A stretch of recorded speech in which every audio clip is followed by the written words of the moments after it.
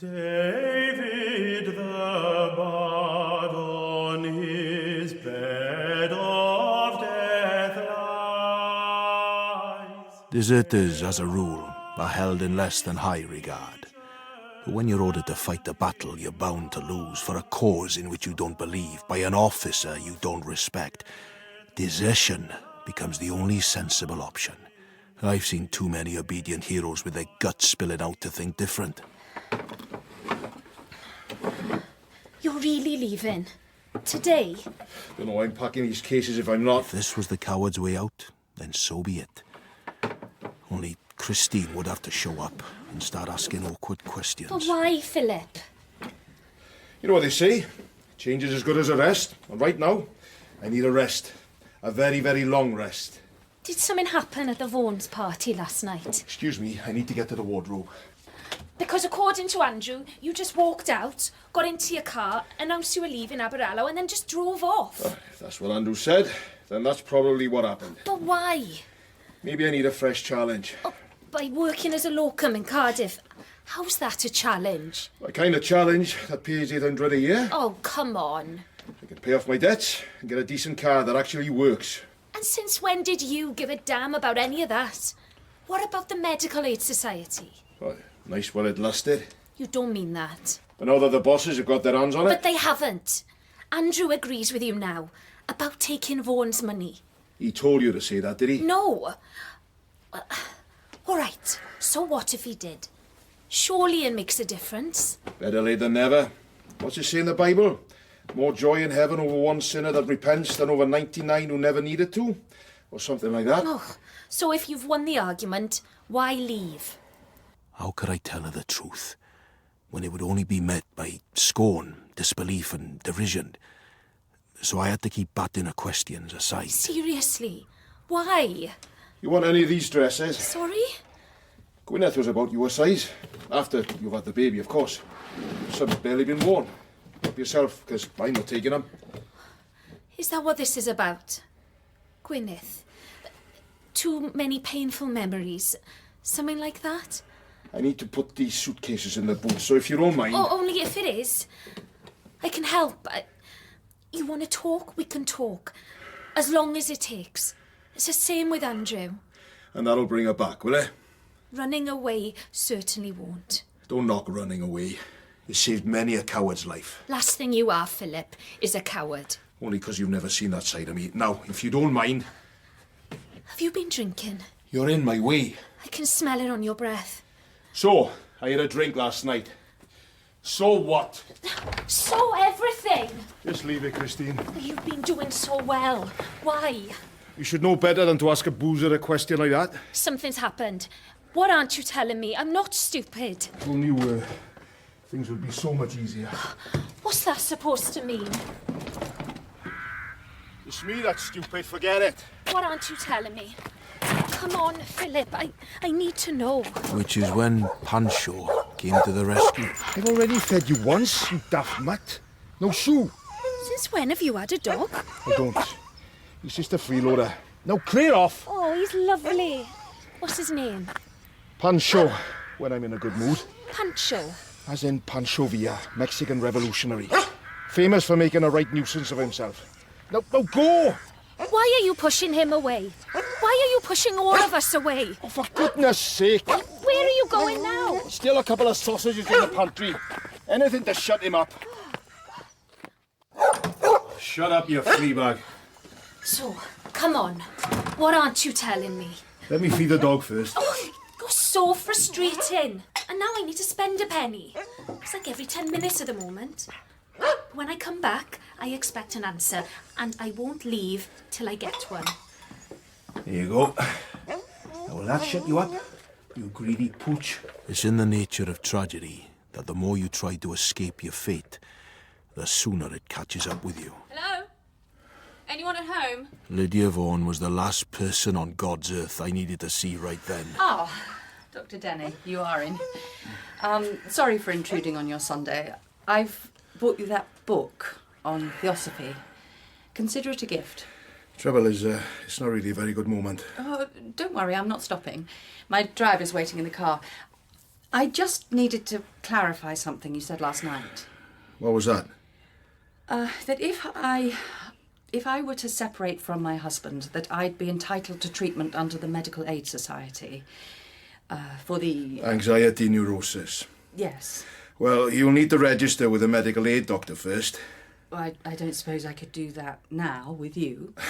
Not really, on account of the fact that I'm leaving Aberallo today. Probably sometime in the next 5 minutes. What? So your best bet is to drop by one of the surgeries and give them your No, details. hang on. You didn't say anything about this last night. That's because I hadn't decided last night. But why? I wish people would stop asking me that question. Is it because of what you told me? I can't discuss it, I'm That afraid. you're in love with the wife of your best friend and that it's killing you? Oh, my word. Mrs. Manson? Mrs. Vaughan. There are some moments so freighted with shame and embarrassment, they almost stop time in its tracks. Such a pity you couldn't make it last night. Indeed. How's the pregnancy coming on? Well, as can be expected. Good. Well, in that case, I'll And having done all the damage she could conceivably do, take your advice, Doctor. Enjoy the book. Lovely to run into you, Mrs. Manson. Likewise. I'll see myself out. Sorry for the faux pas. Mrs. Lydia Vaughan made her excuses and left, leaving me and Christine staring at one another across the gulf of misunderstanding and incomprehension that had all at once opened up between us. I should be going too. No, don't run away. Why not? You are. I feel dreadful. Well, that makes two of us. What are you doing? What does it look like? Philip, you can't. I forbid it. My house, my rules. You'll kill yourself. And what would be so very bad about that? Cheers. Christine! You scared the dog! And you're scaring me. Is it true? Is what true? You know very well. You're not going to pretend it comes as a complete surprise. Perhaps not. There've been one or two moments where I wondered. That day we went on the demonstration in Cardiff. The nosebleeds. It's not like I wasn't feeling things too. But you must know I could never be unfaithful to Andrew. That's the appeal. I've always most craved what I could never have. Which isn't to say you're not attractive. Please don't say that. In a craggy sort of way. A craggy sort of way? It's a compliment. You've got an interesting face. 'Cause you're an interesting man. And you're funny. And you care. If you were 15 years younger and I was single, then You're only making it worse. I wouldn't have ruled you out. That's all I'm saying. Here's an interesting fact. Make of it what you will. You were 26, right? So? My mother was 26 when she... I'm sorry. I never saw the body. Never went to the funeral. On account of me being so young. So I ended up telling myself a story that she hadn't died at all. That she was still out there, somewhere. Maybe she'd lost her memory or something. And that one day she'd come back. To a little Filipino. Filipino. That's what she used to call me. That's so sad. I knew it was nonsense, but I couldn't help it. Then, after Dad died, I had to fill in some forms, and while I was there, I asked if I could see her death certificate. Oh, Philip. What is it? The old bastard said she died of a heart failure. Well, he always was a liar, and he lied about that too. You know what it said on that death certificate? She killed herself. Oh, Philip. He probably thought he was protecting you. Protecting himself, more like. Either way, it left me with a hole in my heart I thought nothing would ever fill. And then you come along. I want to give you a hug. No, really, it's not a good idea. What's the book? Oh, some nonsense Lydia Vaughan's trying to palm off on me. Don't suppose I'll ever read it, but you never know. Right, I need to leave the key under the mat for the agent. You're not still going? Of course I'm still going. Not yet. Please. Look, Andrew will be picking me up any minute. At least wait till he gets here. Does he know? Know what? You know very well what. Oh, well, I think he might have picked something up. He said that to you, has he? He's wondered. Oh, for Christ's sake.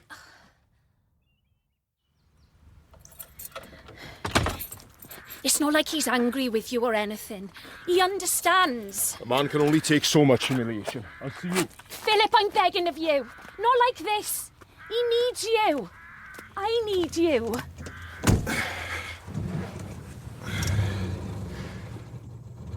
For the first time in forever, she starts. First time. You'll send us your address. Promise? Philip, please. I wanted to drive and never stop. But within 100 yards, just as I'm approaching the level crossing on the Glyndŵr Road, the damned dog runs straight in front of me, leaving the car straddling the tracks. So, now we know why she started first time before. Saving herself up, and as I look to my right, there's a loose coal truck coming down the track, all the way from the marshalling yard. Slowly at first, but gathering speed as it rattles down the hill. Philip, get out of the car! It's at moments like this you realise the universe is trying to tell you something. That maybe you've done everything on this earth you were ever meant to do. And it's peaceful, and it's calm. And I'm suddenly seeing my mum's face. And she's smiling. Get out of the car! And she's saying, "Oh, my little Filipino. My darling boy. I've missed you so much."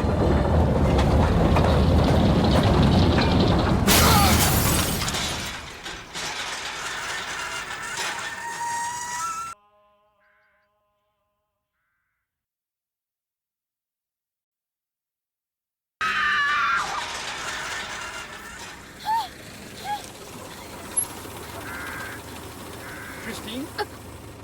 Over there! Oh my God, that's never Philip's car. Get in. What on earth happened? I can't even begin to tell you. It was just awful. His car stalled on the level crossing just as a loose truck was coming down the hill. I screamed at him to get out, but he just sat there. Oh, God.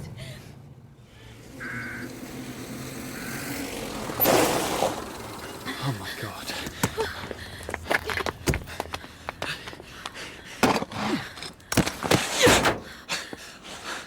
Oh my Lord. Is he dead? Please, God, no. Philip! Philip! Oh God. Oh, God. Come on. Oh, I can't find a pulse. Oh, God. Is there a telephone round here? Back of the house. He left the key under the mat. Ambulance, quick as you can. Tell them 4 units, O negative. 4 units. O negative. Off you go. Oh, God. Don't give up on me, buddy. Please. Here's the thing about heaven. It's not all it's cracked up to be. Where's my choir of angels? Where's my celestial city? Where's Christ enthroned in glory?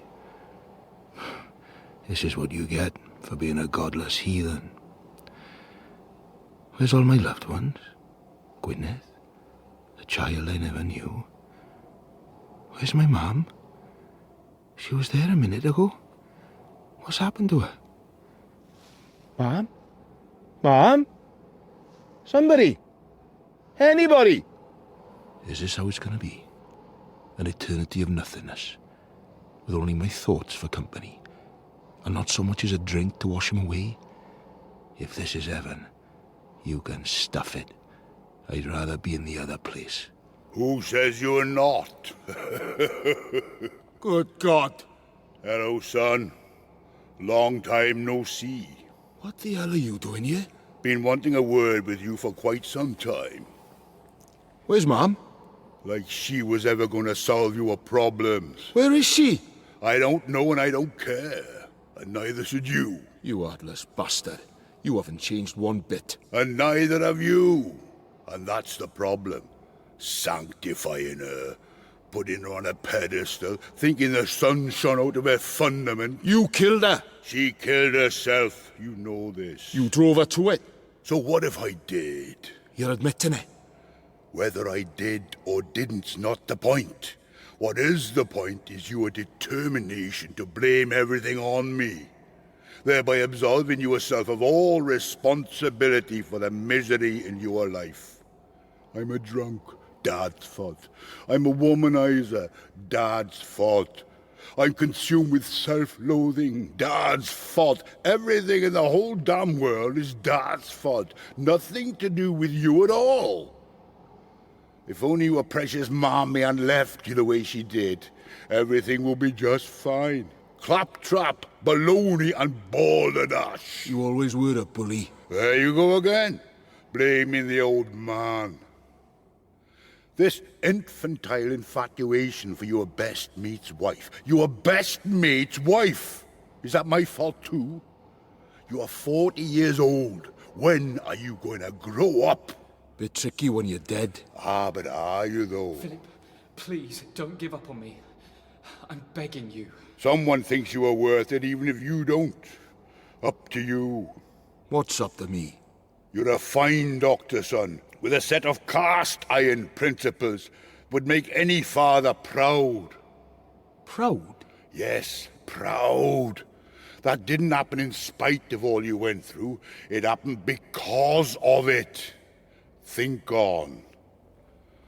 Stop making excuses and learn to love your life, 'cause it's the only one you've got. Your choice, son. Choice? What choice? Dad? Don't go! Dad? Dad! Come back! Oh, dear God. You can do it, Philip. Come on. Come on. Dad? Ambulance is on its way. How is he? I've got a pulse. Oh, thank goodness. And I think he just tried to say something. Like what? Dad? Stay with it, Philip. You're going to be all right. You're my dad. It's me, Andrew, your old butty who wants you to live. Is that my blood or yours? You've been in an accident, severed your brachial artery and broken God knows how many bones, but I've stopped the bleeding and you're going to be okay. Now, that's the ambulance. Now, hold on. Please. Pain, like the body's been through some cosmic bone crusher and clumsily reassembled. Pain like a boiling river of molten lead coursing its way through a tangle of broken veins. Pain like a host of scarlet devils tearing at your insides with red-hot pincers. But here's the thing. I don't fight it. I'm beyond all that. No resistance, no struggle. Total surrender. And all at once, I'm floating high above, gazing down on this shattered, broken body. All my vanities are seen for the rank absurdities they always were, and feeling nothing but love. It's in that instant I know that everything's okay, that it always was, and always will be.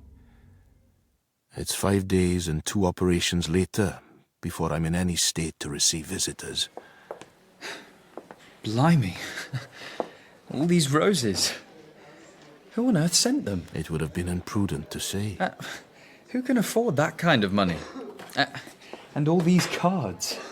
Get well soon, Dr. Denny. You have always been my favourite doctor by far. What? Don't read him if it's going to upset you. Sending my fondest love in the hope of a swift recovery. Kiss, kiss, kiss. These are all from women. If I had a quid for every patient who's thrown herself at me over the years, I'd be drinking in the con club by now and fiddling my taxes. Are you serious? When you're cursed with a sexual charisma such as mine, it's an occupational hazard. And before you ask, no, I haven't. I never would. What's this you're reading? Theosophy. I wouldn't have thought that your kind of thing at all. Turns out we're all prisoners of our own egos, blind to the fact that the universe is of one substance, and we are all but figments of God's imagination. Are you all right? I am more than all right. I am reborn. We'll talk about this again when you're off the morphine. Meanwhile, we need to think about where you're going to stay while you convalesce. At home, I guess. You're going to need 24-hour care. Chris and I have already discussed it. You're coming to live with us till you're back on your feet. Thanks, but no thanks. Look, if this is about what I think it's about... I'd really rather not. There's no need, okay? Chris and I have been over the whole thing. You didn't do anything. And given the dreadful year you've had, it's not even that surprising. Sigmund Freud would call it a midlife crisis. Monstrous quack that he is. Is it true, after the car stalled, you could have got out? Only you didn't choose to? Me and the car was both having a breakdown. So, we formed a suicide pact. Seemed a logical thing to do. And now? It was Dad made me face up. Sorry? When I died, so to speak, you're gonna think I'm stark raving mad, but he was there, waiting for me. Your dad was? Aye. In his brown derby and his moleskin trousers. You actually met your dad? You'll have heard the stories. I always used to put it down to brain trauma, or what does your pal Sigmund call it? Wish fulfillment? Aye, that's the one. But till you've been there, experienced it. So what did he say? I'd sooner skip the details if you don't mind. Feels sort of private. I've forgiven him. I've forgiven everyone. Even myself. End result being any inappropriate feelings I might have had for Christine have gone. Poof. I am sorry about, well, you know. And I'm grateful. Second chance and all of that. Like I say, reborn. I couldn't have gone on if I lost you. All right, enough. How's the practice been without me, huh? Total shambles, I'm assuming. Remember little Dowie Wynne Evans, the boy soprano? With the asthma. What about him? Took another turn for the worse last night. Had to have him admitted. He's downstairs in an oxygen tent right now. Oh, no. Only a temporary fix, of course. Even if he's rehoused, he'll still need regular physiotherapy and specialist treatment. I see where this is going. He needs a chest clinic. And now we're going to get one. How come? 3 times Vaughan's been warned about lax procedures up at that marshalling yard. He ignored the lot. So? So we're going to sue his backside off. Or rather, you are. I am. On behalf of the practice. And that's how we're going to pay for the chest clinic. Chris is seeing the union lawyer round about now. You didn't think to consult me first? You can't not be in favour. Philip? It might prove problematic. It's an open and shut case. What on earth's to stop us? I was cornered. If I didn't tell him now, it would only come out later. So, I bit the bullet. You've agreed what? Not like there's anything going on. I mean, look at me. When was this conversation? First thing today. It was her gave me the book and brought the roses. How could you be so stupid? She was a volunteer nurse in the war. She'll know what she's doing. Oh, come on, Philip. This'll ruin everything, you bloody fool. I like her, all right? And she likes me. You barely know the woman. She needs a place to live. I need a nurse. That's all anyone needs to know. Anything. You haven't even begun to think this through, have you? So, there's gonna be a scandal. So what? So everything. Manson, take your bourgeois morality and shove it up your ass. I don't give a damn. Hello, you two. Good news. Spoken with the lawyer. Reckons we've a solid case. All he needs is the go-ahead from Philip. Everything all right? Are you going to tell her or am I? Tell me what? Lydia Vaughan has left her husband. You're joking. And guess who she's left him for?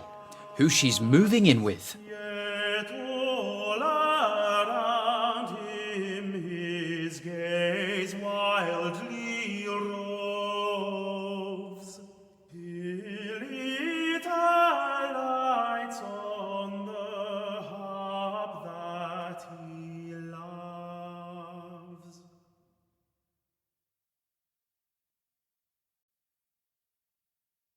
David the bard on his bed of death lies. I'd always resented life.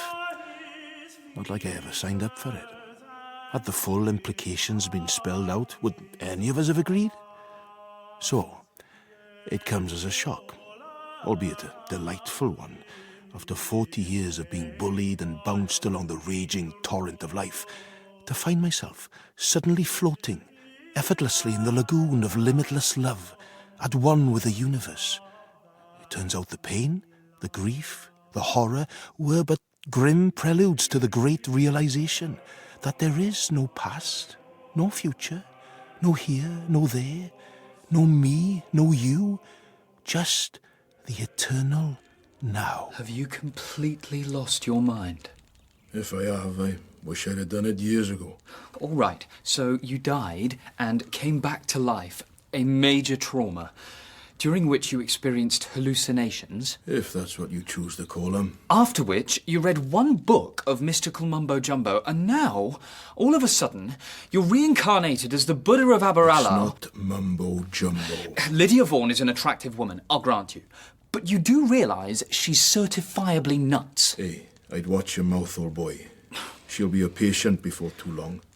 What? Can't be mine for obvious reasons. This theosophy lark is just the latest in a long line of her fads.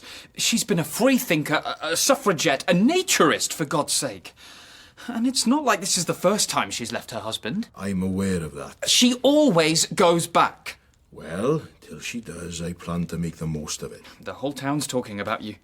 The Scarlet Woman and her crippled Svengali. What? Meanwhile, her husband, whose criminal irresponsibility got you into this mess, is now the poor abandoned cuckold that everyone's feeling sorry for. So? You can't sue Richard Vaughan whilst simultaneously living over the brush with his wife.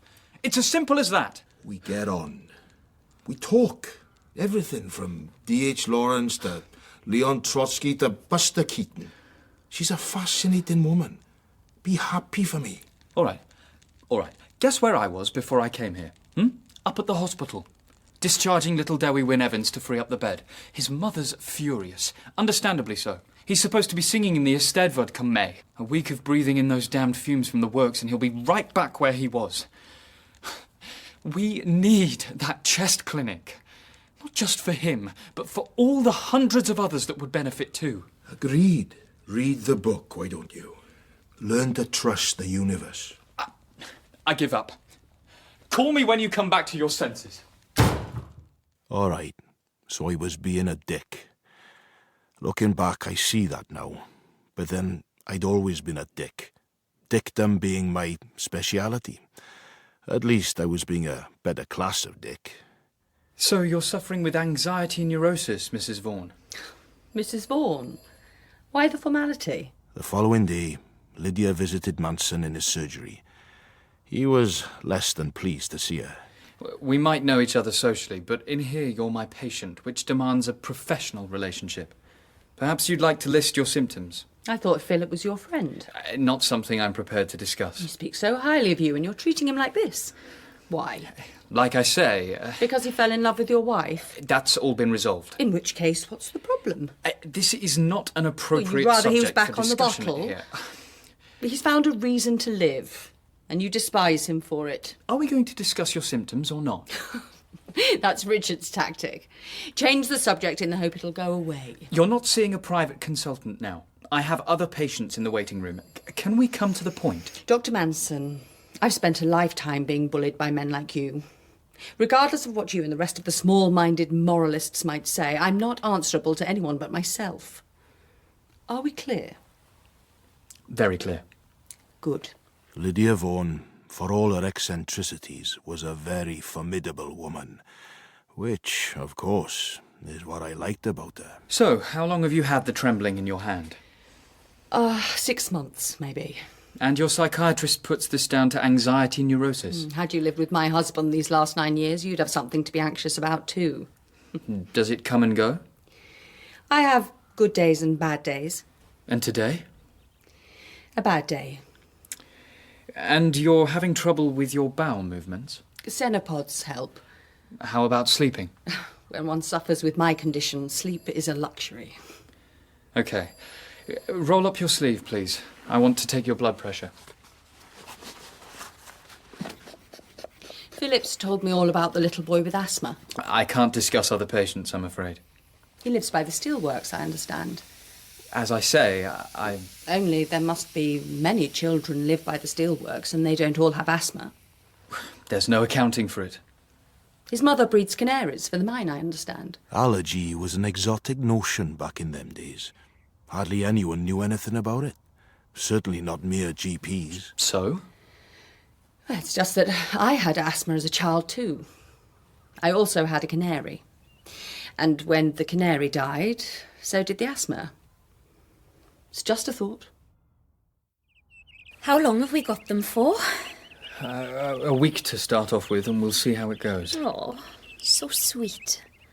Such a shame they have to go down into that horrible pit. Is it really possible they've been the cause of little Dewey's asthma all along? Andrew, you all right? Chris, I don't know what to do. Oh, sweetheart, what's the matter? I don't think Lydia Vaughan is suffering from anxiety neurosis at all. No? I fear it's something a very great deal worse. Like what? I don't want to say for fear I'm wrong, but problem is, there's no test to confirm the diagnosis. All you can really do is wait and see. But as Philip might have put it, my funny bone's twitching. What do I do? What did he do? He came to see me the following day. Parkinson's. Like I say, I don't know for sure, but that's what my hunch is telling me. She's not even 40. I know. But I've been reading the literature. It's rare, but not unheard of. The tremor, the constipation, the problematic sleeping. She seems to be stooping a little, too. What have you said to her? Nothing, as yet. I thought it best to talk to you first. There's no cure. I'm so sorry. Just when you get round to thinking there might be something to this godlag after all, he turns around and kicks you in the teeth. Philip, you had an extraordinary experience. Don't throw it away. Is there any meaning at all to be found? In this vast, cruel, impenetrable universe? I believe there is, yes. And it's right here, right now, in this room. Oh, Betty. Maybe the Theosophists are right. Hello? Oh, please, no. Are you going to say anything? I mean, we could just wait and see. After all, I could be wrong. Leave it with me, Betty. Oh, hello. Hello. How's the patient? Much improved since he came out of hospital. All down to her. She's an amazing nurse, this woman. And he's a shameless flatterer. Will you be staying for lunch, Andrew? No. Things to do. Good news is, I spoke to little Dewey's mother this morning. Less than a day since removing the canaries, and he's already feeling so much better. Oh, splendid. So, a big thank you from him, and from me too. What's this? Well, I'll let Lydia explain.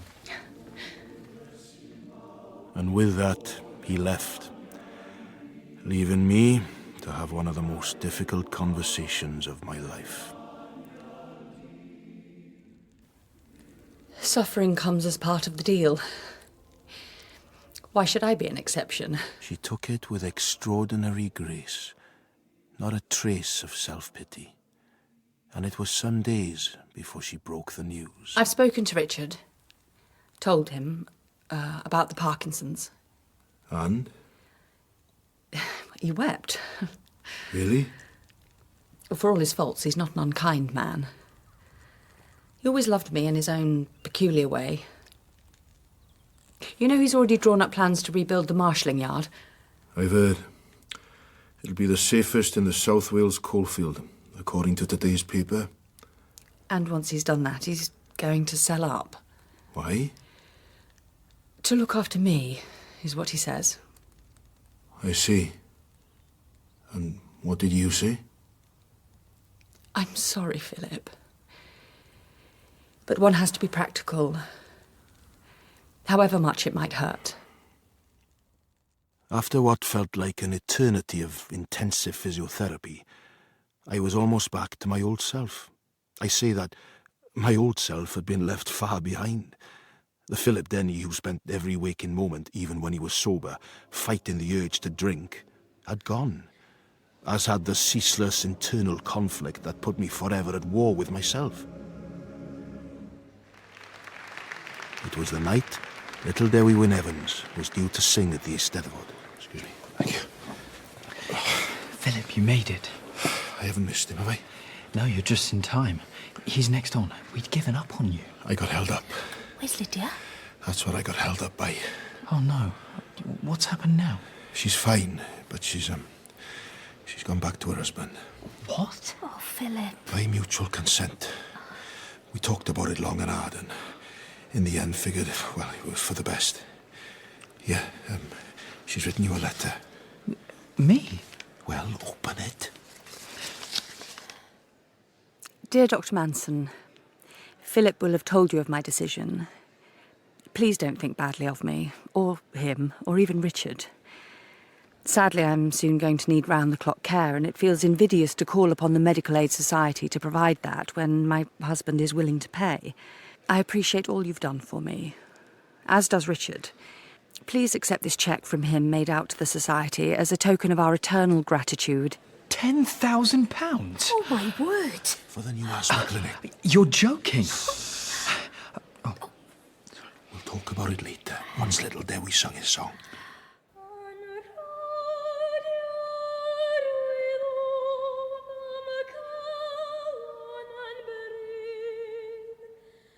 Lydia Vaughan was to live another 10 years, undergoing a slow, inevitable decline, which she withstood with tolerance, fortitude, good humour, and not a little wisdom.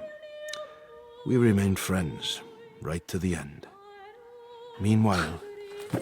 Oh, no. What is it, Chris? I think my waters are breaking. It started. Mrs. Christine Manson was going into labour, meaning a whole new chapter was about to begin. But that's for another time.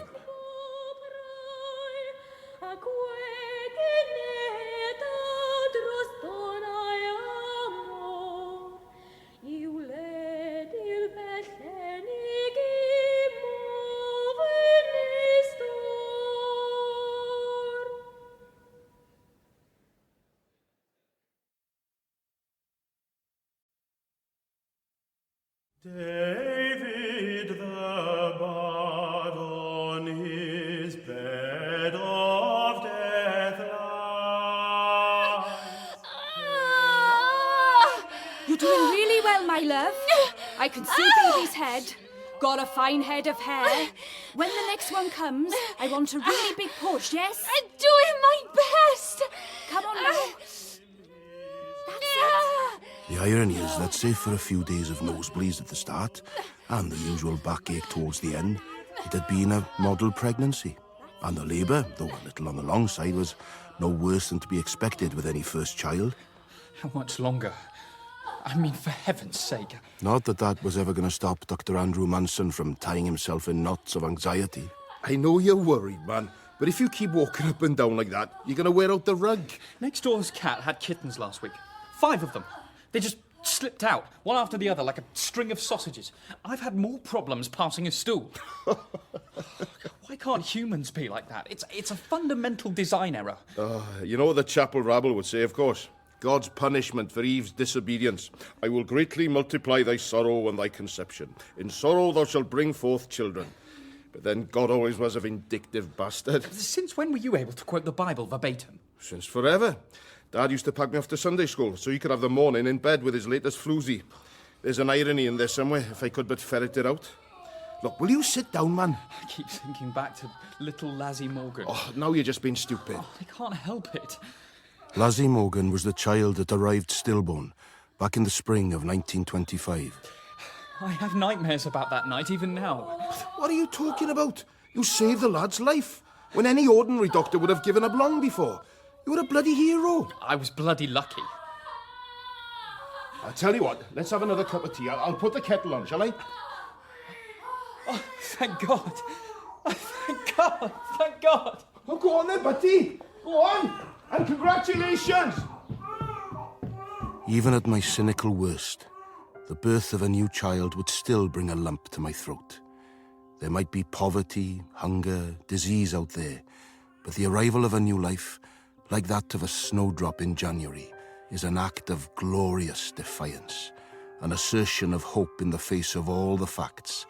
We will persist. We will not be driven under. Philip, you can come up now. Little did Christine or Andrew know that this moment of supreme happiness was to presage the darkest and most difficult time in both their lives. Not that there was even a hint of it then. How many times have I seen it? Mom goes through 8 hours of torment and torture and it's Dad what ends up crying. I just can't believe how beautiful she is. How's Mum doing? I think the word is pooped. She was an absolute star. Knuckled down and just got on with it, didn't you, love? Should be feeling very proud of yourself. Yeah. Can I have a little hold? Careful. Careful, he says. Like I've never held a baby before. Oh, my. Hey, she's got a mammy's eyes. And a daddy's dimples. Yes, you have. Here, have you thought of a name? We're still agreed, are we, Chris? Of course we are. We're going to call her Gwyneth, if that's all right with you. Oh, my sweet Gwyneth. For a moment, it was like she was in the room with us. Now it was my turn to shed a tear. Really? I don't know what to say. She'd be amazed. Amazed and honoured. Hello, little Gwyneth. And we'd like you to be a godfather, if that's all right. Godfather? Me? Are you sure you've thought this through? Oh dear.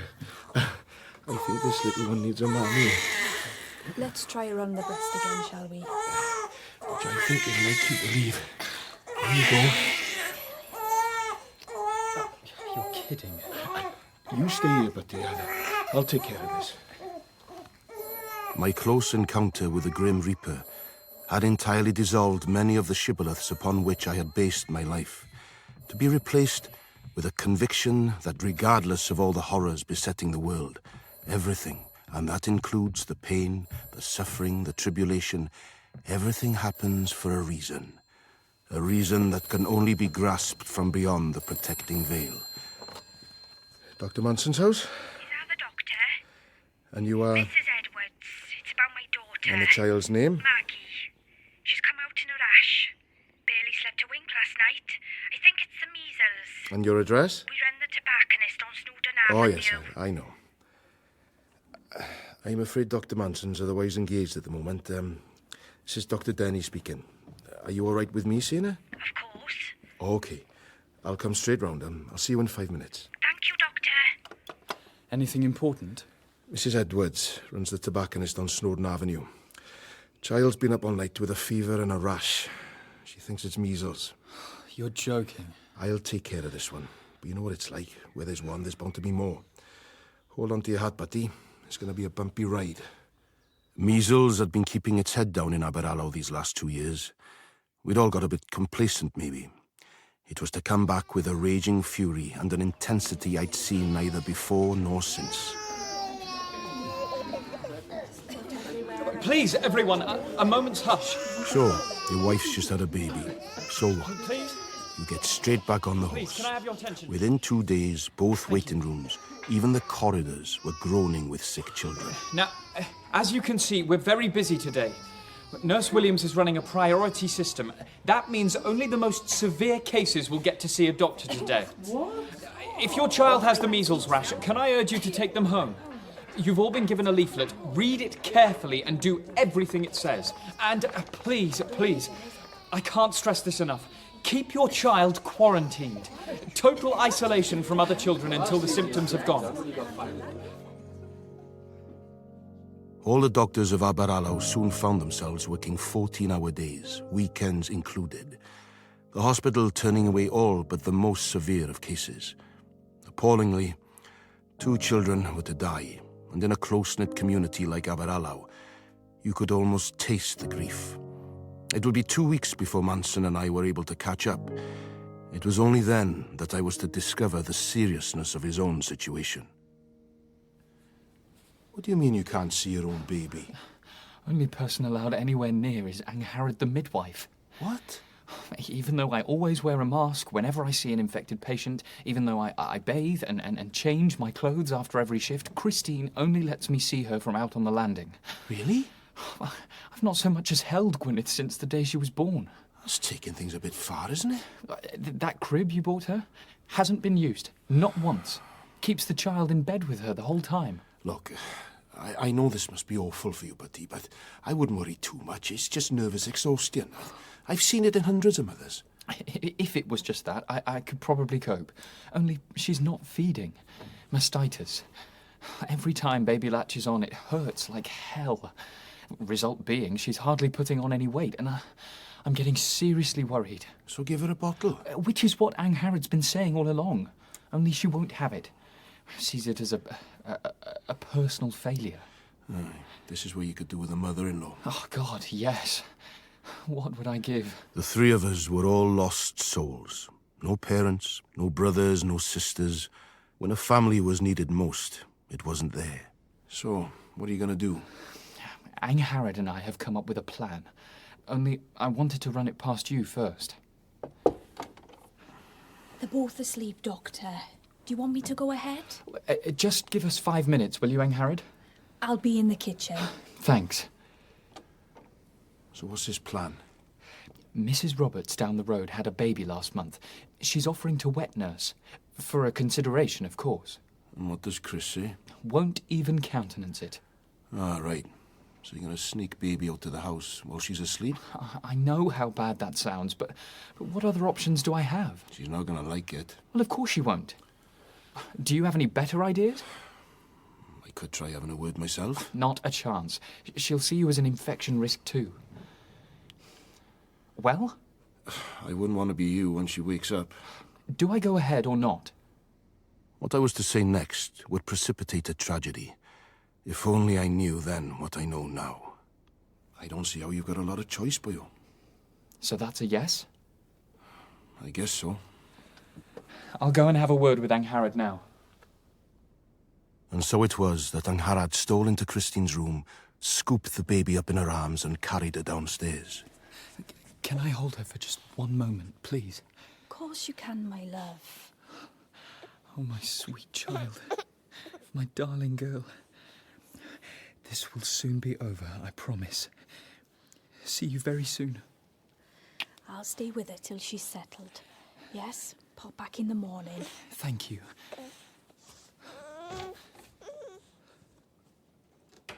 With which she carried her down the road to Mrs. Roberts, the wet nurse, where, thankfully, she was to thrive, so at least the child wasn't around to witness what happened next. I'm going upstairs now, so I'm there when she wakes up. Are you happy to hang on for a bit, just in case? Of course, sir. Only too late.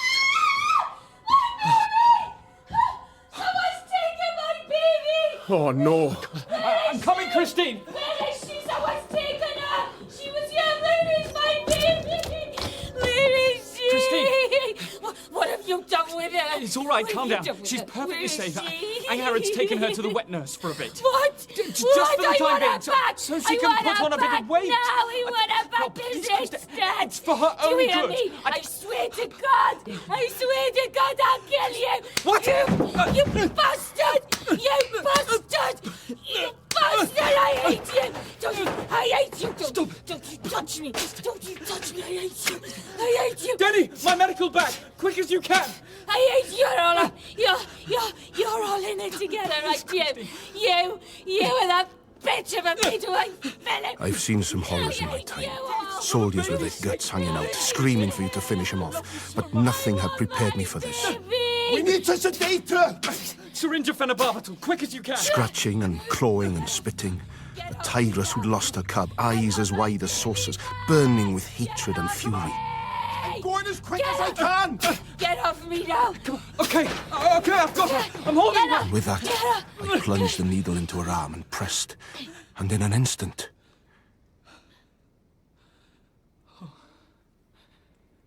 What have we done? I was to sleep at Manson's house that night. I say sleep. Neither of us did much of that. Okay, this looks like it. Pure peril mania. I've heard of it, but I've never seen it. A rare acute mood disorder that sometimes occurs in women following childbirth, characterized by a severe manic reaction. Sufferers are often delusional, incoherent, and in extreme cases, suicidal. Oh, God. If everything happens for a reason, then what was the reason for this? What was it trying to teach us? We would drown in a well of heartache and traverse a wilderness of pain before we were ever to find out.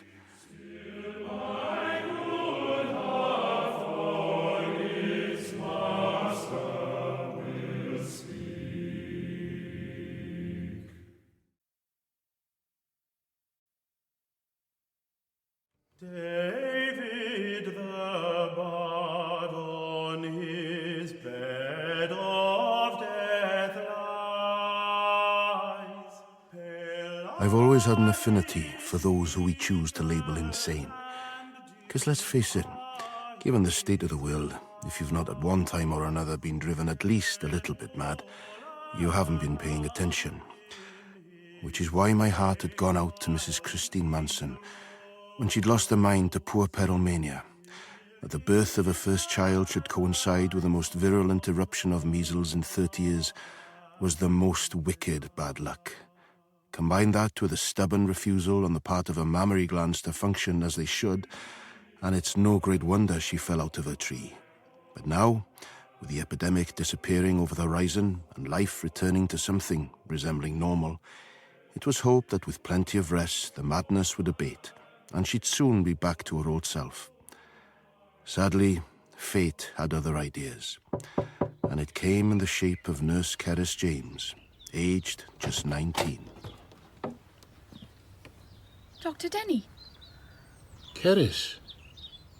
I'd always been very fond of Cerys, but that didn't prevent a mild shiver of concern running down my spine. How come you... Dr. Manson's taken me on to look after the baby while Mrs. Manson, well, you know. Okay. Hello, little Gwyneth. How's she doing? Taking a bottle now, which has made things so much easier. We're just on our way to the park, aren't we, Gwen? But that's all it was, the merest shiver. Cerys was from one of Aberallow's most respectable families. Her dad was the Reverend Dr. Cledwyn James, Welsh Presbyterian minister, and it don't come much more respectable than that round here. Did you ever tell your dad about, well, you know? Rather not talk about it, if you don't mind. Okay.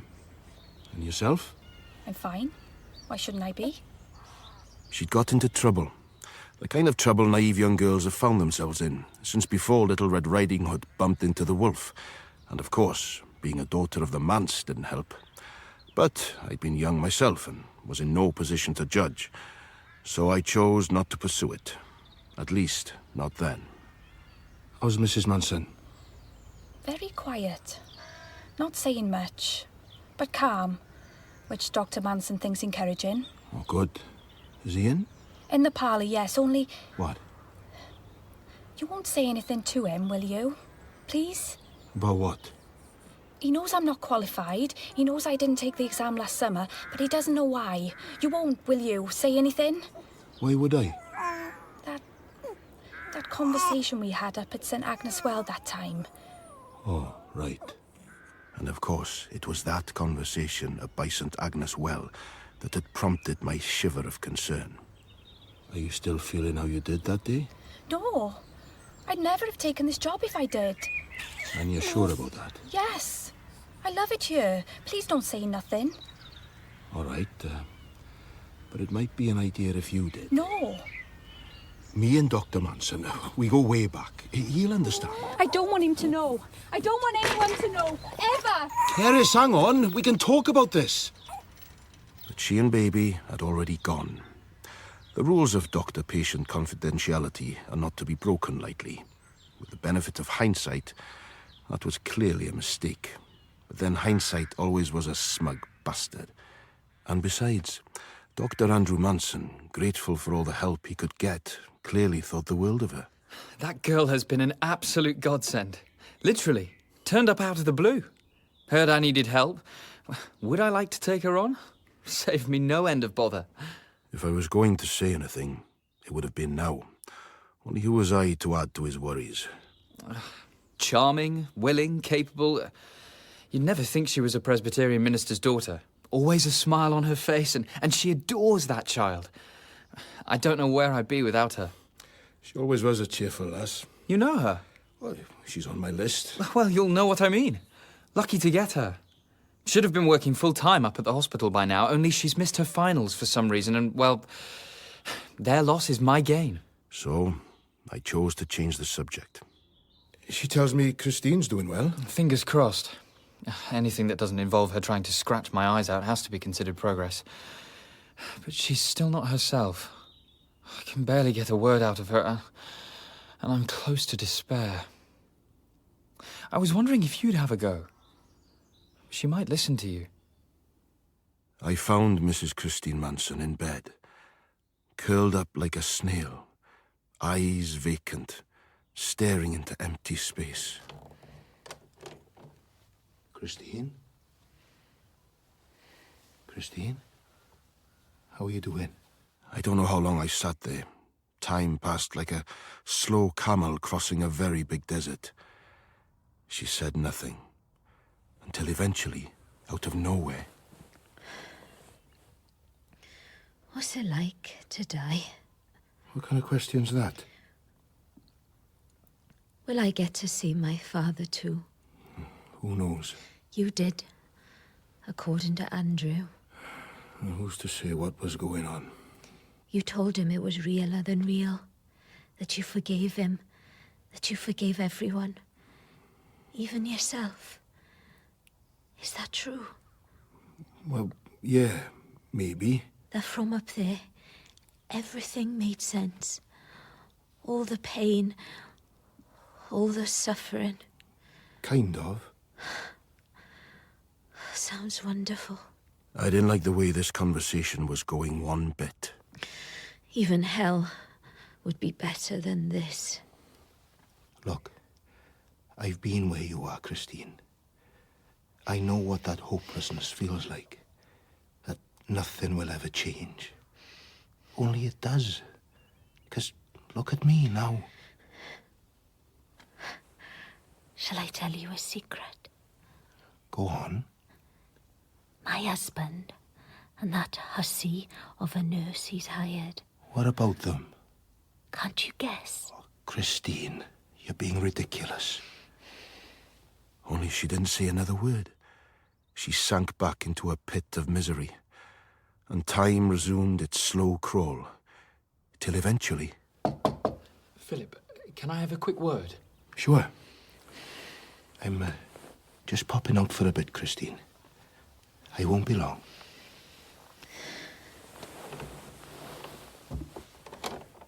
What's the problem, Buddy? It's Keris. What about her? It's past lunchtime. She and Gwyneth should have been back ages ago. Went round to the park just now to chivvy them along, and they're nowhere to be seen. Oh, God, no. What's that supposed to mean? Let's go downstairs. There was no avoiding it now. A miscarriage? When? I don't know, last spring sometime. Comes into the surgery, last patient of the day, doubled up in pain and bleeding. I was going to call an ambulance, only she wouldn't have it. Oh, for goodness sake. It wasn't any ordinary miscarriage either. She'd been kicked in the gut. You could see the bruise. I said we should go to the police, only she was terrified of it all coming out. You know, coming from the family she does, like.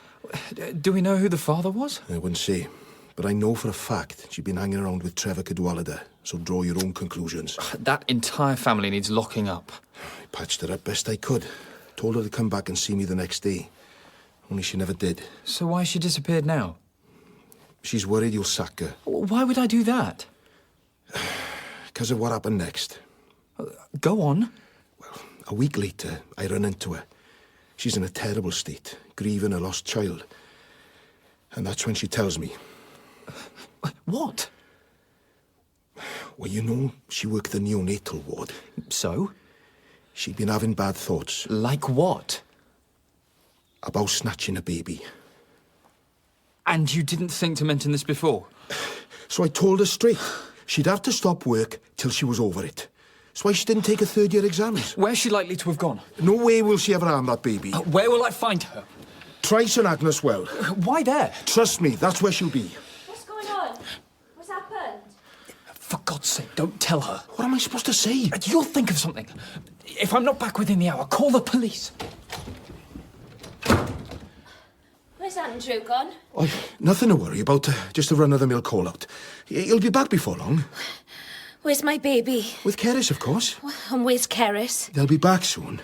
Oh, they've run off together, haven't they? Not at all. Now, let's get you back to bed. Where are they? Like I say, they'll be back soon. I promise. Now, Christine, come on. That's it.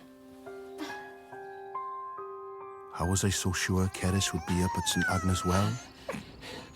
Keris! Stay away! And it was there, at that sacred spot, where the wild daffodils grew, older than the town, older than the black gold that gave rise to it, older than time itself, that Keris James had made a shrine to her lost child. Keris! I'm not cross. He's told you, hasn't he? I knew he would! Is the baby all right? I was going to bring her back, I swear! Keris, do you want to give her to me? I've lost my job, haven't I? Look, why don't you come away from the edge and we'll talk about it? I was never going to keep her. I only wanted some time with her. It's just that when you've lost a baby... I don't want to talk about it! Sometimes we feel better when we do. Otherwise... I'm not a whore! Who's saying that? Everyone, if it comes out. I won't be saying anything like that, and neither will Dr. Denny. Why should I trust you? Why should I trust anyone? You're not the first unmarried girl in this town to find herself pregnant. I'm not a whore! Nor the first to suffer a miscarriage. Don't come any nearer. I'm just worried about the baby. Please. I love her. I know you do. Sight more than that wife of yours. Christine's very ill, you know that. Why does she get to have a baby and I don't? Like I say, I'm not cross with you. If I'm cross with anyone, it's with Trevor Cadwallader. What's Trev got to do with it? Dr. Denny seemed to think he was the father. Trevor? Trevor was the only one that ever listened. The only one that ever cared. The only one I could ever talk to. So does Trevor know who the father was? Keris? I'm not a whore! I'm not a whore! And it was then she finally broke down, giving Manson the chance to take both her and his child into his arms. It was my dad. Turned out that the Reverend Dr. Cledwyn James, Welsh Presbyterian minister and pillar of the community that he was, had been raping his daughter on a regular basis since she was 13 years old, and who, on learning of her condition, had set about her with a 9-iron, hence the miscarriage. He'll kill me if he knows I've told you. It's all right, Keris. You're safe now. You're going to come and live with us and stay with us till we can get you sorted out. How does that sound? Denny? Dr. Andrew Manson didn't know it yet, but his problems had only just begun. What's a police car doing out there? Oh, Buddy. What is it? Constable Price wants a word. Why? What's happened? It's Christine. I think she might have got it in her head that you and Keris had run off together. What? I thought I'd got her settled. I went down to make her a cup of tea, and when I come back up, she'd gone. I've been looking all over. She's nowhere to be found.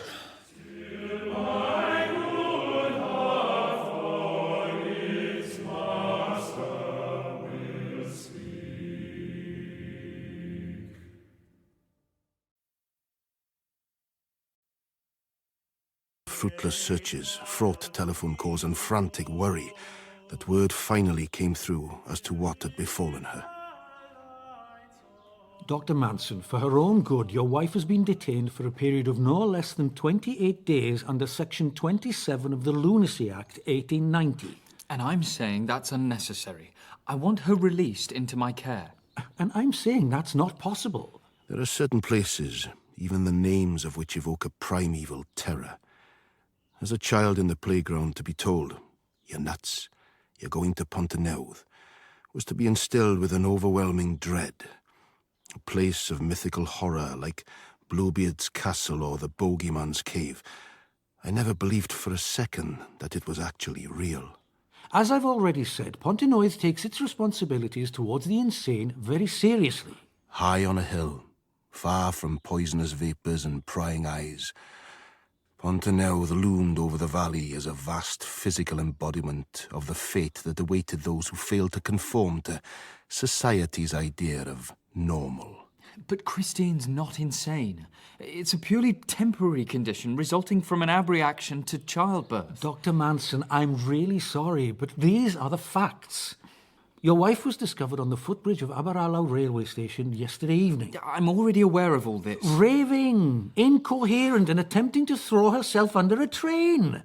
Had it not been for the prompt action of 2 police officers... for which I am, of course, grateful. She would no longer even be with us. Given she posed a danger to herself, they had no choice but to obtain a warrant from a justice of the peace and have her committed to a place of safety, which is the very definition of the word asylum. She'll be safest at home. So what was she doing on the railway bridge in the first place? I've already explained. There was a problem involving my daughter's I'm nurse. sorry, Dr. Manson, but I would be failing in my duty were I to release her now. Can I at least go and see her? Of course. Visiting hours are between 5 and 7. I mean now. out of the question, I'm afraid. Oh, for pity's sake, she's my wife. I have over 1,500 patients in my care, Dr. Manson. If I make an exception for one, I'd have to make an exception for all. Besides, she's on the secure wing. She's what? For her own protection.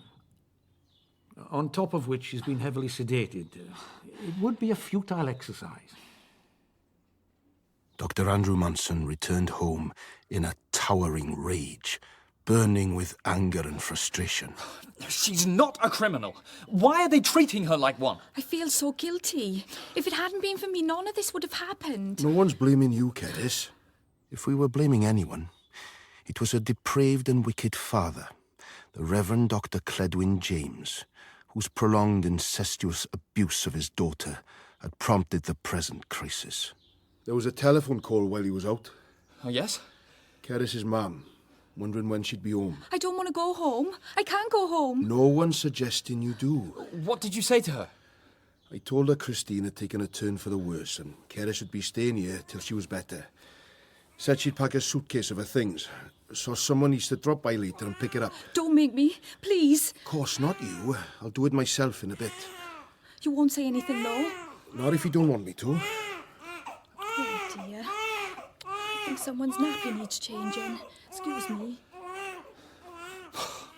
The idea of Christine being stuck for a whole month in that godforsaken place. We'll get her out, one way or the other. You'll see. If I have to sit around here all day waiting for 5 o'clock, I'll go mad myself. Look, why don't you go and have a lie down for a bit? Like I'm ever going to sleep when I'm like this. The secure wing, for God's sake, what were they thinking of? I know. I'll tell you who does need locking up. You'll never get Keris to testify against her old man. So he's just going to get away with it, is he? Well, we'll see. Hey, hang on, Batty. Where are you going? She'll have packed a suitcase for her, you say? Whoa, whoa, whoa. Seriously, it's not a good idea. Not when you're like this. Did you ever listen to me when you were being an idiot? No, of course not. So why should I listen to you now? What do I say to Keris? But he'd gone.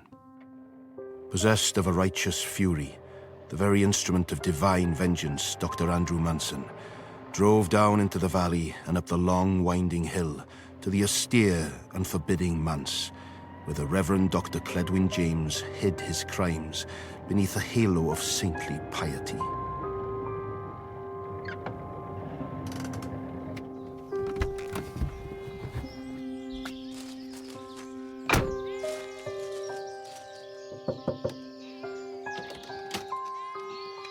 Can I help you? Is it Mrs. James? Yes, and you are? Dr. Andrew Manson. All right, you've come to pick up Keris's things. I've already packed a suitcase. Come in. If you'd like to just wait here, I'll go and fetch it for you. While you're doing that, I'd like a word with your husband, if I may. He's writing this evening's sermon, I'm afraid, and can't be disturbed. I'm sorry, but this can't wait. Like I say. Reverend James? Where will I find him? Reverend James? What do you think you're doing? Reverend James! What's all the fuss about? Ah, Reverend James. Dr. Manson. I'd like a word, if that's all right. You do appreciate that today is the Sabbath? Mrs. James, if you'd care to get that suitcase. I don't understand. I think your husband probably does. Or do you want to have this conversation in front of your wife? What's he on about, Gledwyn? I have absolutely no idea. But best do as he says, dear. Let me deal with it. I'm coming down. Your wife tells me you've been writing a sermon. What would that be on, I wonder? The sanctity of family life? You seem very angry, Doctor. I know what you did. Oh, yes, and what, pray, did I do? You're really going to stand there and deny it? How can I, when I don't even know the charge? Thing is, I've recently become a father myself. Oh, congratulations. And the idea of hurting my daughter, let alone violating her... Violating? Or would you prefer the word rape? Ah, now I see. Keris has been telling tall tales again, has she? Tall tales? Oh, she always did have a very vivid, not to say wicked, imagination. Does your wife know you made her pregnant? Pregnant? Oh, she's excelled herself this time. And that when you found out, you laid into her with a golf club, thereby inducing a miscarriage? Listen, Doctor, if I had £1 for every time that girl told a lie, I could have rebuilt the chapel roof by now. The fact is, despite my best efforts, that girl has the devil in her. And it would have been the devil talking when she spoke such abominations. There's only one devil round here, and I'm looking at him. I've got that suitcase here, Doctor. Leave it there, my fanwy. I'll Go and wait in the kitchen. I see no point in pursuing this conversation, Doctor. I'm going to have to ask you to leave. Perhaps I should speak to your wife before I do. Explain to her why she won't be seeing her daughter anytime soon. I don't suppose you fought in the war, did you? No, I didn't. No. Too young. Well, I did. How dare you presume to judge me about anything? I beg your pardon? I've asked you once politely. Bear in mind that in this drawer is my army service revolver. That I've used it before, and if provoked, will use it again. Are you seriously threatening me? Good day to you, Doctor. This isn't over. Ask your husband what he was teaching your daughter in Bible study, why don't you, Mrs. James?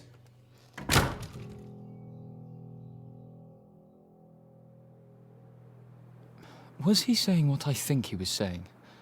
That the war drove him mad? And that somehow that excuses it? It was late at night. We were sitting outside, drinking tea and taking in the stars. There's Christine, a prisoner, or as good as, while the Reverend Doctor remains untouchable. Since when was there any justice in this world? Meanwhile, it's a beautiful night. Oh, shut up. You realize we're looking way back in time here? Are we now? See Alpha Centauri up there? The light we're looking at now set off maybe 3 years ago. Just around the time you and me was blowing up that sewer in Dreneffi. Sorry, I'm not really in the mood. And Ursa Major over there? 30 light years away. Before you was even born. What's your point, Philip? Milky Way is maybe 100,000 light years across. In comparison, how old is Western civilization? A mere gnat's breath. I still don't get what you're driving at. For all our technological progress, telephones, aeroplanes, wirelesses, as a species, we are but children, mere toddlers. Give us another few thousand years and we might have even grown up a bit. I'm not holding my breath, mind. Right now, I can't think any further ahead than the next 28 days. Will Christine be looking at the stars too, do you think? How can she, when she's stuffed full of barbiturates? I'm sorry, buddy, that was a stupid thing to say. I just feel so powerless. You said much the same thing around the time of the typhoid epidemic. So? Well, if we blow up a sewer, we can blow up a lunatic asylum, surely. Now you're being ridiculous. All right, maybe not blow up, but we could bust her out. Of Pontinouth? Why not? We're a resourceful pair of fellas. Are you serious? I am, if you are. Bloody hell, Philip. That's the first time I've seen you smile since the night Gwyneth was born. How would we go about it? But the conversation went no further. Not then, anyway. Just to say I'm off to bed. Sleep well, Keris. So peaceful out here. Did you two hear the blackbirds earlier on? Was there one? Too busy gassing, no doubt. There it is again. Is that not lovely? There were blackbirds at the Siege of Kut. Even in the midst of horror, there's beauty to be found. If you're prepared to look. And it was then it happened. What was that? Sounded like a Webley Mark 6. Sorry? Standard issue Army service revolver. I'd know it anyway. Oh my God. Oh no! Oh no, no! Oh no!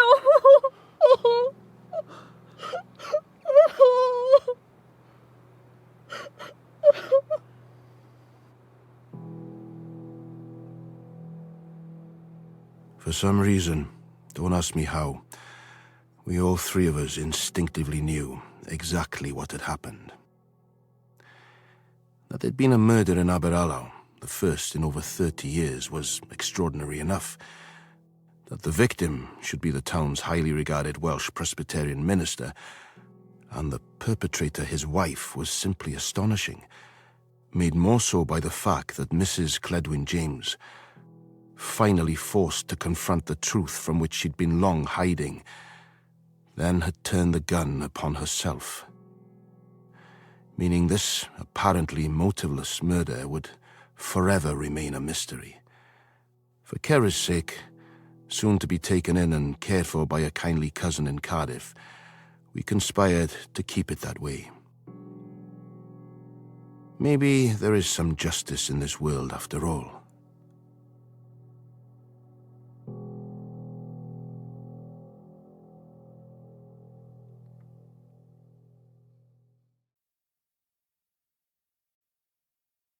Deep sleep therapy when it's at home.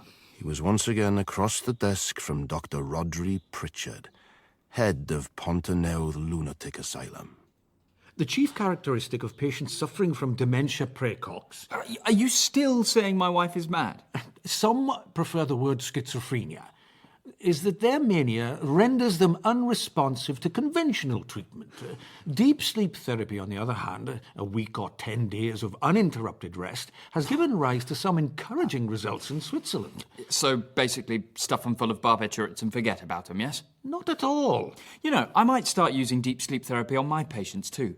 Then I wouldn't have to do any work either. Dr. Manson, you're being deliberately offensive. What's offensive, Dr. Pritchard, is that you have effectively taken my wife prisoner, that you're subjecting her to a treatment that at best could be described as dubious, with the end result being that I can't even talk to her. We take our responsibilities at Pontoneuth very seriously. Now, what you take is a big fat slice of ratepayers' money for every patient in your care. What are you suggesting? I'm not suggesting anything. What I'm saying is that it's in your financial interests to retain as many inpatients here as possible. No wonder you won't let her go. How else would you pay for the Bentley? Dr. Manson, that is slander. So prove me wrong. Let me take Christine home with me now. Not until I'm convinced she's no longer a danger to herself. Nonsense. You, sir, along with the institution you represent, are a disgrace to the entire medical profession. If anyone needs putting to sleep, it's you.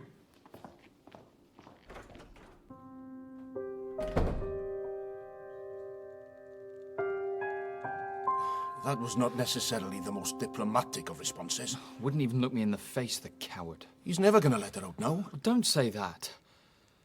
You thought any more about our conversation the other night? What conversation was that? We need an escape plan. For Christine? Why not? Because it would never work. And even if it did, where's the first place they'd look? It would be a futile gesture. No. It would be a political act. Oh, would it now? Pontoneuth is an abomination. We're agreed on that. So? So, this is our chance to bring it down. We rescue Christine and then actively invite them to prosecute. No compromises, no deals. Make them take us to court. And what good would that do? We turn the tables on them. We put Pontoneuth on trial. The laziness, the cruelty, the corruption.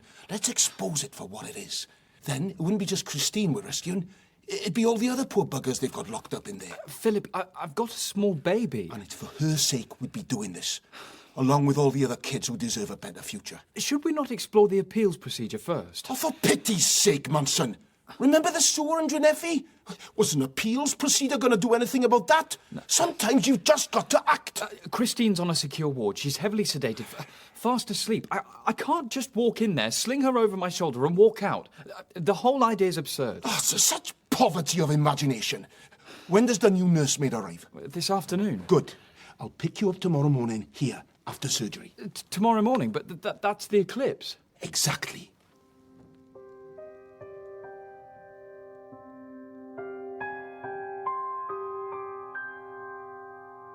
The whole of South Wales was going eclipse crazy. Shops doing brisk business, selling sunglasses and solar filters.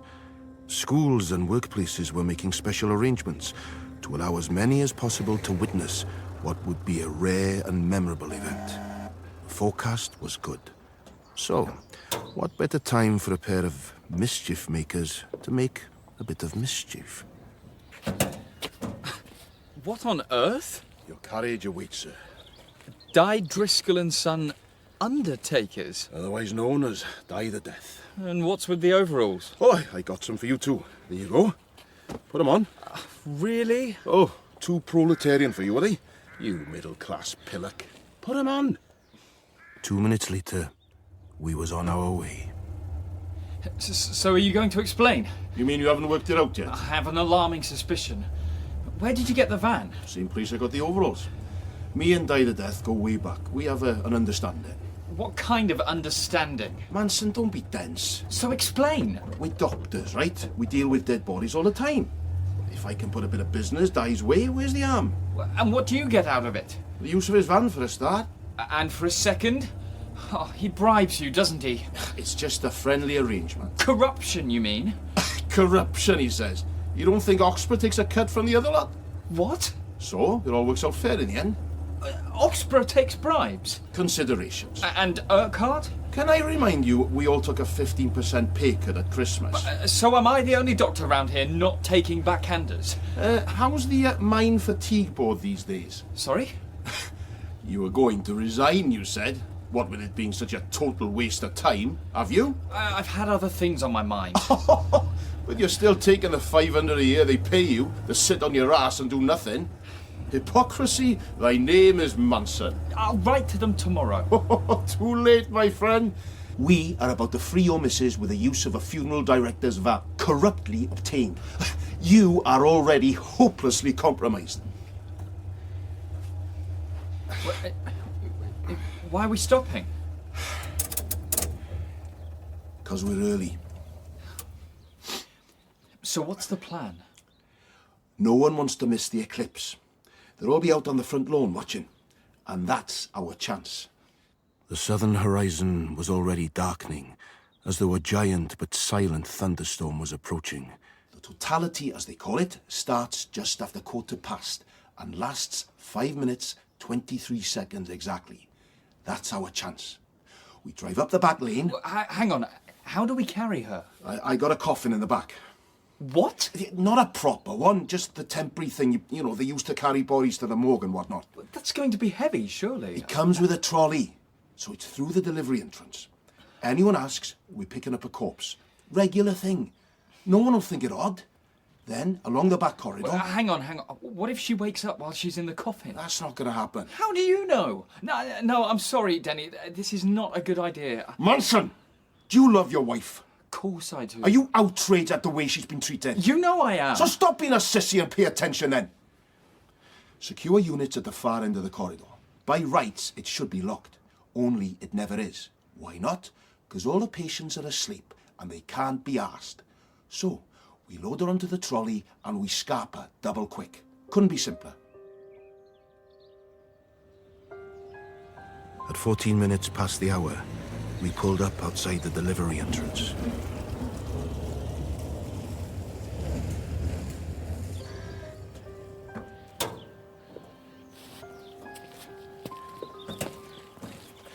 Anyone stops us, let me do the talking.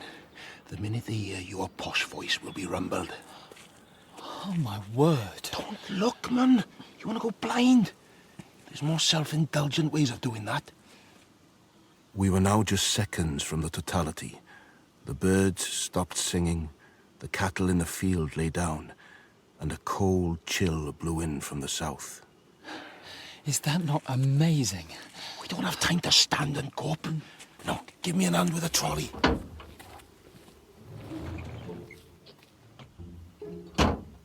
My hunch had been right. No one about. So it was through the delivery doors, past the kitchens and laundry, and into the long corridor that ran for 100 yards along the entire length of the building. There was only one problem. I can't see a damn thing. Pontoneuve, largely unchanged since Victoria's day, was still lit by gas, which didn't get turned on till dusk, meaning that during an eclipse... Ow! Bloody hell, that hurt. It was as dark as the Pharaoh's tomb. Did you not think to bring a torch? It might have slipped my mind. For God's sake, Denny. Ow! Well, if you were a bit more careful. If you weren't pushing so hard. So let me lead. No, you don't need to turn the whole damn thing round. I thought you wanted me to lead. So swap places. Ouch! By the time we'd laurel and hardied the length of that corridor, 2 precious minutes had already gone by. It's just as dark in here. Which one's Christine's bed? Far wall, I think. Hang on. I've got some matches here. Oh, now he tells me. There she is. Oh, hello, darling. Let's get her in. After 3. 1, 2, 3. Oh, I love you, sweetheart. Oh. We've maybe got 2 minutes left. Now, quick as we can.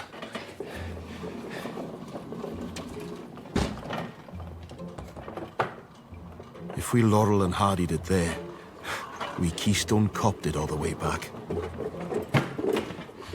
Careful. We don't want to wake her up.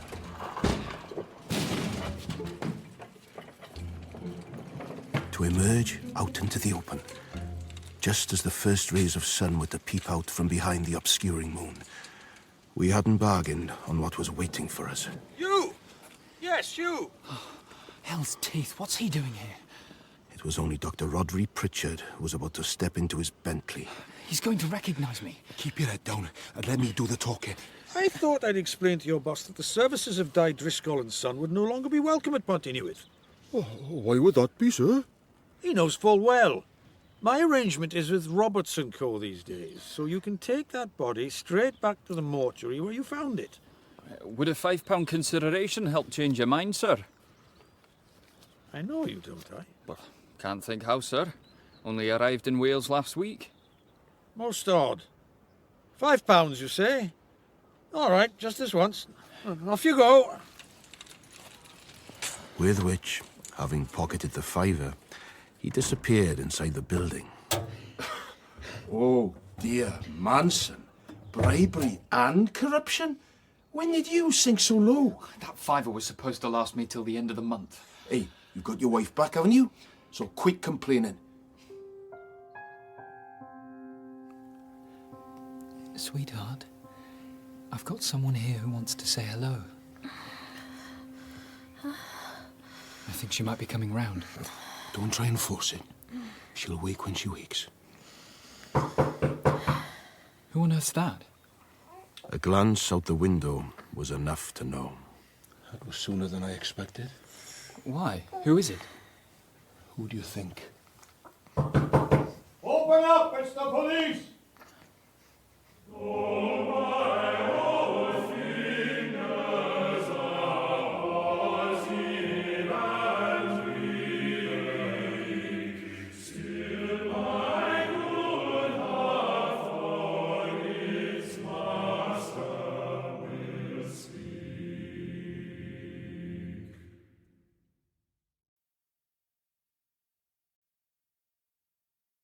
David the bard on his bed of death lies. Prisoners at the bar, you have been charged with the abduction and kidnap of an imbecile. Imbecile? Namely, one Mrs. Christine Ann Manson from the Pontynewydd Asylum, contrary to Section 14 of the Lunacy Act, 1890. How do you plead? How on earth did it ever come to this? They're taking it to trial in Swansea. Look. Yeah, I got that letter too. And you're not worried? It's not like we didn't know it was coming. If we'd pled guilty at the magistrates, this would all be over by now. We're fighting for a principle here. I'm sick of principles. I just want to get on with my life, do my job, and look after my wife and child. You think pleading guilty would have seen the end of it? Would have been just the start. They hate us. Oh, who's they? The medical establishment, the Harley Street fat cats. Here we go. That medical aid society, egalitarian, progressive, fair, is 2 fingers up to everything they stand for. Yeah. It robs them of their power. Of course they're going to want to bring us down. Next stop would have been the BMA, and we'd have been struck off before you could say private practice. Why are you two shouting? Chris, Philip's just being Philip. We're sorting it out. How did you sleep? I don't like it when you shout. Sorry, Chris. We'll keep it down. Where's Gwyneth? A nurse has taken her shopping. She'll be back soon. What were you arguing about? What we always argue about. Philip thinks he's fighting the Russian Revolution. Up the workers, I say. I'm going back to bed. I'll bring Gwyneth to see you the minute she gets back. Does she know? About the court case? Not yet. It would only set her back. Why didn't they drag her back to the bin? Because in their hearts, they knew they was wrong. Let's see how they answer that one in court. We should start thinking about finding ourselves a decent lawyer. Why? We defended ourselves in the mags, and we can do it again here. This isn't a game, Philip. Forget being struck off. We could go to jail. But we're in front of a jury this time. You can't dispute the facts. We did it. Yes, in the strict legal sense, maybe. But we'll appeal to a higher law. That court's going to be packed with supporters willing us on. We'll be the beacons of truth, shining a light on their lies and corruption. We'll call on the spirit of Owain Glyndŵr. Oh, not again. And in years to come, when the principle of socialised medicine has been established across the land, we'll be hailed as heroes. Doctors Denny and Manson, the pioneers of a national health service. Will you shut up? Sorry, Chris. Sorry, Chris. Only it didn't quite work out like that. True, the gallery was indeed packed. Colliers, colleagues, patients. But they counted for little against the implacable, relentless logic of the British legal system. So, Dr. Pritchard, you returned to the asylum shortly after the eclipse had concluded. What happened then? I was approaching my car when I saw two men in overalls carrying a temporary coffin towards an undertaker's van parked at the rear of the building. And do you see these men in court today? I do.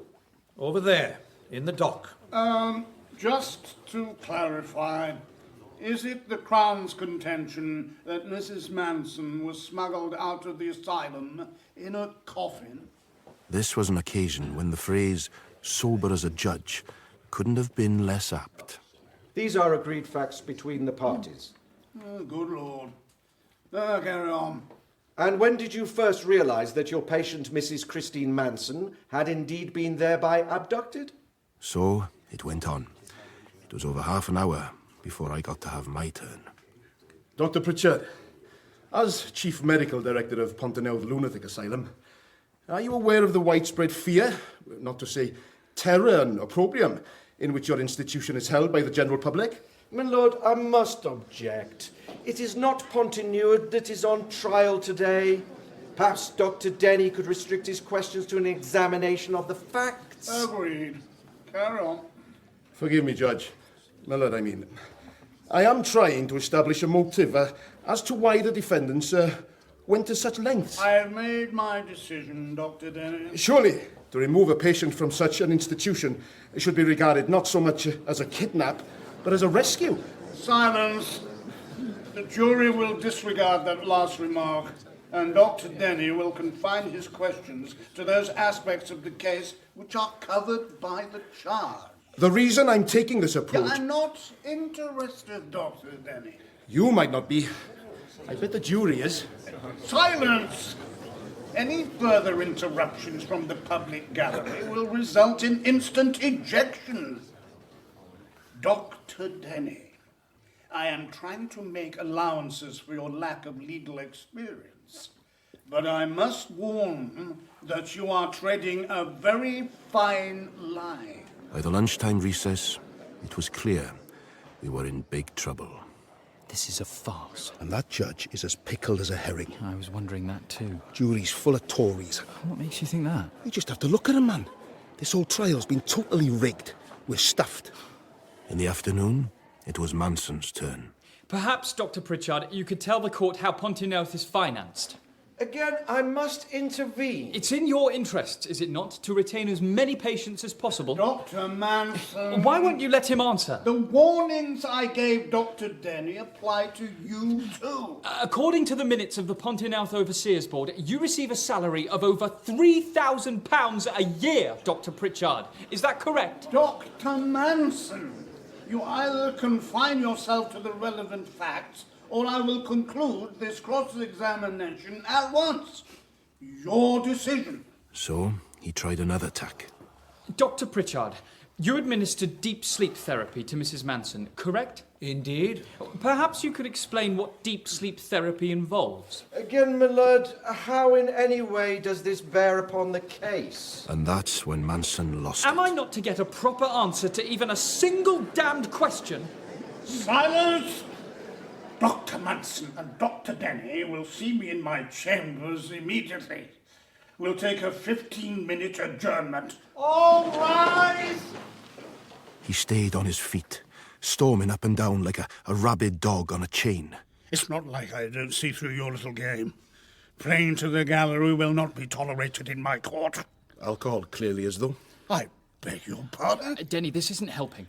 Judge, you're drunk. It's clear as day. I'll have you know I'm a Methodist lay preacher who's never taken a drink in his life. So how come you can barely stand up straight? And that's when it happened. Oh, my word. He collapsed where he stood, like a sack of anthracite. Luckily for Judge Maddox, there wasn't just one doctor in the house, but two. His pulse is off the scale and his temperature's through the roof. This has nothing to do with alcohol. No? Is your medical bag in the car? Why? What's your hunch? I saw this once before back in Drenefi. He's not drunk. He's pre-diabetic and in hypoglycemic shock. Here's the thing about hyperglycemia. One injection of glucagon, and it's like it never happened. Oh, why am I down here? You're going to be absolutely fine. When did you last eat? Oh, I haven't today. My doctor said I should lose weight. Which would explain it. I don't understand. Dr. Manson here just saved your life, Judge. I think the word you might be groping for is thank you. Oh, well, yes, of course. Thank you. The same Dr. Manson who, should he be convicted today, will find himself struck off and unable to practice. You might want to bear that in mind next time you feel the urge to shut him up.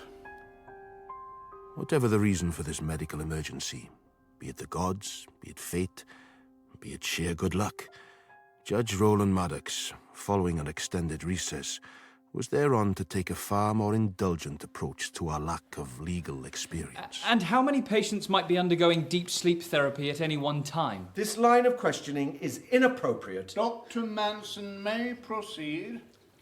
Well? Varies. Anything between 10 and 20. And how many nursing staff are required to see to them? 1 or 2.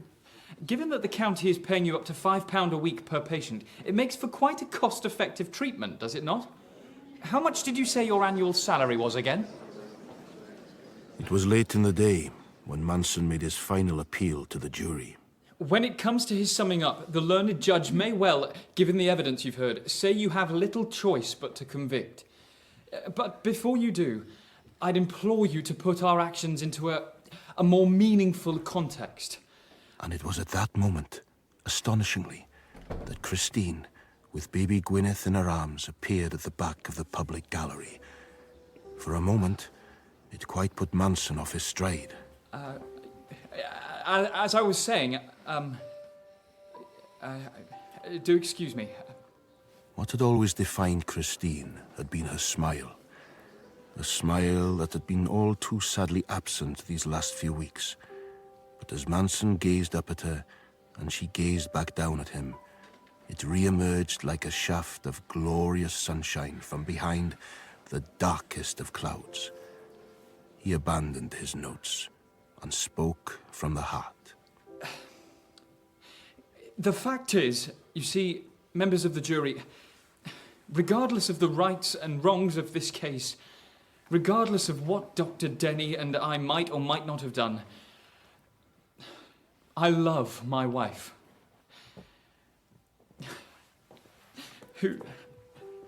Who through the most unfortunate coalition of circumstances underwent a catastrophic and deeply distressing nervous breakdown straight off the back of giving birth to our first child, for which she has been labelled imbecile.